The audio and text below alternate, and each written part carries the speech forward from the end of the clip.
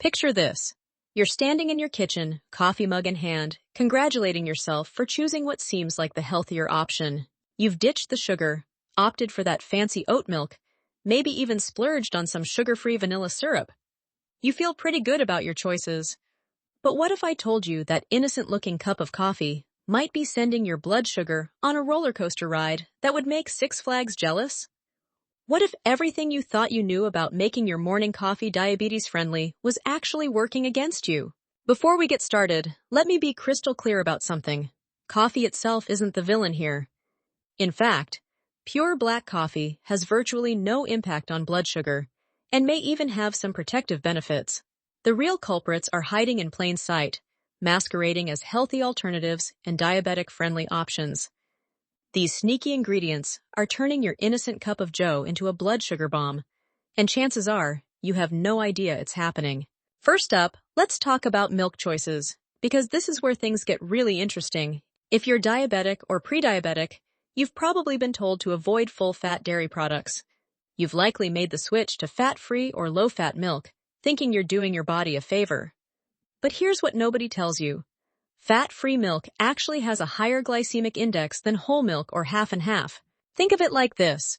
Imagine you're trying to run through a hallway. If that hallway is completely empty, like fat-free milk, you can sprint through at full speed. But if that hallway has furniture scattered throughout, like whole milk with its fat globules, you have to slow down and navigate around the obstacles. That's exactly what's happening in your digestive system. Let's break this down category by category, starting with what I call the starch-based milks. Oat milk and rice milk fall into this category, and if you're concerned about blood sugar, these should be completely off your radar. Here's why. Oat milk is essentially liquid oats, and rice milk is essentially liquid rice. When you drink oat milk, your body processes it almost identically to eating a bowl of instant oatmeal. When you drink rice milk, it's like consuming white rice in liquid form.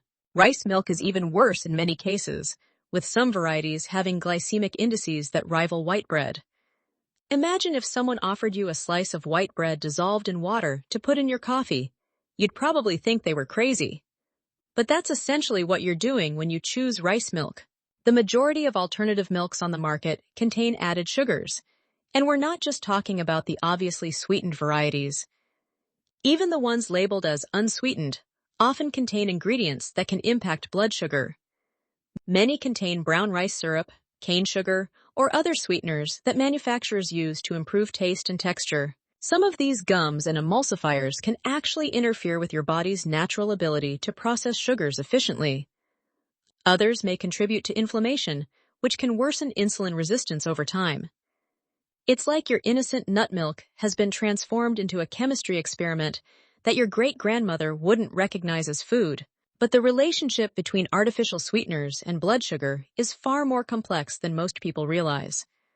While they might not cause an immediate spike in glucose levels, mounting research suggests they could be causing problems in other ways. Even more concerning, some artificial sweeteners appear to alter the gut microbiome, the collection of beneficial bacteria in your digestive system that play crucial roles in metabolism and blood sugar regulation.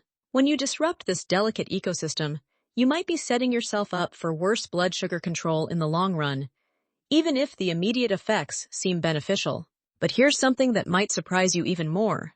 The timing and context of your coffee consumption can be just as important as what you put in it. If you're drinking your coffee first thing in the morning on an empty stomach, you're potentially setting yourself up for blood sugar chaos, regardless of what you add to it.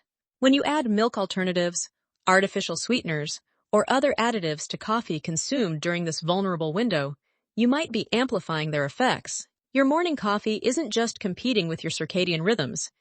It's potentially working against your body's natural ability to maintain stable blood sugar levels throughout the day. Start with high-quality coffee beans and pure water. This foundation is crucial. From there, if you need to add something for creaminess, consider using heavy cream or half and half instead of milk or milk alternatives. Remember, the fat content actually helps slow sugar absorption, making these seemingly indulgent options actually better for blood sugar control than their low-fat counterparts. Better yet, consider making your own nut milk at home. It's easier than you might think, and gives you complete control over what goes into your drink. Soak your favorite nuts overnight, blend with water, and strain. You'll have fresh, pure nut milk without any of the problematic additives found in commercial versions. But perhaps the most important strategy is retraining your palate to appreciate coffee in its more natural state. This doesn't happen overnight, but if you gradually reduce the amount of additives in your coffee over a period of weeks or months, you'll likely find that you start to appreciate the natural flavors of the coffee itself. The timing of your coffee consumption also matters. Consider having your coffee alongside or after a balanced breakfast, rather than drinking it solo on an empty stomach. The presence of protein, healthy fats, and fiber from your breakfast can help buffer any potential blood sugar effects from your coffee additions. Ask questions about ingredients, and don't be afraid to make special requests. Most coffee shops can accommodate requests for specific types of milk or cream, and many are happy to prepare drinks with fewer additives if you simply ask. The most important takeaway from all of this is that managing blood sugar isn't just about avoiding obvious sugars. It's about understanding how all the components of your diet work together to affect your metabolic health. Your morning coffee might seem like a small part of your daily routine, but when you consider that many people drink multiple cups per day, every day, those small choices add up to significant impacts over time.